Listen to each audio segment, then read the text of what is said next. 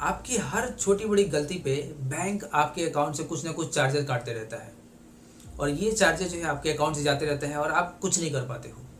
तो क्या कोई ऐसा रास्ता है जिससे आप बैंक से पैसे ले सकते हो और बैंक आपको पैसे क्यों देगा? तो इसके लिए भी जो है ना प्रावधान है और फ्रिक्वेंटली ये चीज़ें आप फेस करते हो और आप अपने बैंक से पेनल्टी ले सकते हो, पैसे ले सकते हो और किस तरीके से ले सकते हो, इसको हम लोग डिटेल्स में आज चर्चा करने वाले हैं। तो जय हिंद दोस्तों, मैं हूं प्रशांत और डिटेल से इसके बारे में हम लोग जो है वो चर्चा करते हैं। सबसे पहले आपने कई बार ऐसा प्रॉब्लम फेस किया होगा जहाँ पे आपको देखने को मिलता है कि जब भी आप यूपीआई से मनी ट्रांसफ़र कर रहे हो तो क्या होता है, आपके अकाउंट से पैसे डेबिट हो जाते हैं,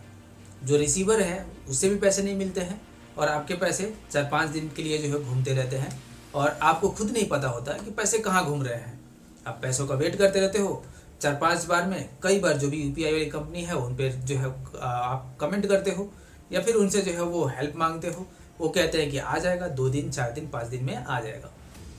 यूपीआई से पहले कई बार मैंने भी पर्सनली ऐसा फेस किया था कि जब भी एटीएम में कभी जाते थे तो ऐसा होता था कि जो हमारे पैसे हैं निकालते थे तो डेबिट तो हो जाता था, आपके अकाउंट पे मैसेज भी आ जाएगा, आपके नंबर पे मैसेज आता था कि आपके अकाउंट से पैसे डेबिट हो गए, लेकिन आपके अकाउंट में क्रेडिट जो है वापस बैक नहीं होते थे और ना ही आपको जो है एटीएम से बाहर मिलते थे। वैसे सिनेरियो में भी आपको 5 से 10 दिन तक वेट करना पड़ता था, तब जाके जो आपके पैसे रिवर्स होते थे आपके अकाउंट में।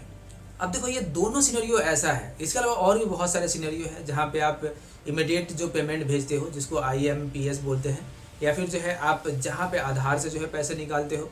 तो ये सारे अलग अलग सिनेरियो है जहाँ पे ऐसा होता है कि जब भी आप पैसे ट्रांसफ़र कर रहे हो या निकाल रहे हो, वैसे सिनेरियो में आपके अकाउंट से पैसे डेबिट हो जाता है और कभी कभी सिनेरियो में और आपके पास जो है वो पैसे आते नहीं हैं और ना ही आपके बैंक में जो है वो शो करता है।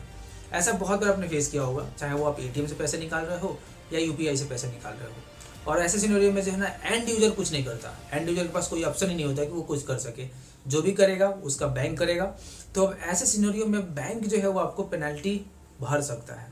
अब ये किस तरीके से, देखो, ऐसे सिनेरियो में RBI का रूल कहता है कि अगर आप यूपीआई कर रहे हो और यूपीआई के सिनेरियो में आपका अमाउंट जो है वो डेबिट हो जाता है आपके बैंक से और जो भी रिसीवर है, रिसीवर के अकाउंट में पैसे नहीं जाता है, तो वैसे सिनेरियो में आप अगर T+1 डे, अब T+1 डे का मतलब होता है कि जिस दिन आपने T ट्रांजेक्शन किया उसका प्लस 1 दिन जो है आप ऐड कर लो एक्स्ट्रा, यानी कि टोटल 2 दिन, जिस दिन आप ट्रांजेक्शन कर रहे हो वो और जिस दिन अगले दिन जो है ट्रांजेक्शन किए, अगर उस दिन तक आपके अकाउंट में पैसे रिवर्स नहीं होते हैं या वो पैसे जो है जिस आप एंड यूजर को भेज रहे थे, जिस भी रिसीवर को भेज रहे थे, उस रिसीवर के अकाउंट में वो पैसे नहीं जाते हैं, तो वैसे सिनेरियो में आपका पैसा जो है जितने दिन बाद भी रिवर्स होगा उससे आपको कुछ नहीं लेना। आप अपने बैंक में जाके कह सकते हो कि आपका बैंक जो है उसके लिए पेनल्टी भरे।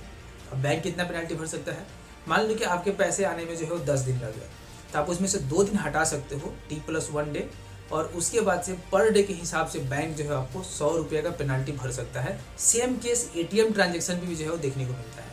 लेकिन ATM ट्रांजेक्शन करते हुए अगर आपके पैसे डेबिट हो जाते हैं, बाहर नहीं निकलते हैं, या फिर आप ATM से ATM ट्रांसफ़र कर रहे हो, वैसे सिनेरियो में रिसीवर के एंड तक नहीं पहुंचते हैं या आपके पैसे जो है डेबिट होने के बाद जो है दोबारा से क्रेडिट नहीं हुआ आपके बैंक में रिवर्स जाके, तो वैसे सिनेरियो में भी T+5 डेज़ का टाइम जो है वो RBI देता है। T+5 डेज़ यानी कि जिस दिन आपने ट्रांजेक्शन किया वो वाला 2 दिन और उसके बाद से 5 दिन और जो है टाइम आपको लेना पड़ता है सेटलमेंट के लिए। अगर इन 6 दिन में आपका जो अमाउंट है आपके बैंक में क्रेडिट नहीं हुआ, तो वैसे सिनेरियो में बैंक जो है एक्स्ट्रा जितना दिन भी जो है वो आपका अमाउंट सेटल करने में टाइम लगाएगा, पर डे के हिसाब से 100 रुपये जो है वो आपको पेनल्टी पे करना पड़ेगा आपको। ये RBI का रूल है और ऐसे सिनेरियो में कोई भी बैंक जो है आपको पेनल्टी देने से मना नहीं कर सकता, बशर्ते कि आपका जो सिनेरियो है ये अप्लाई होना चाहिए। इसी तरह अगर बाकी सिनेरियो आप देखना चाहते हो, जैसे कि आधार हो गया कि आधार से करते हैं तो वहाँ भी T+1 डेज होता है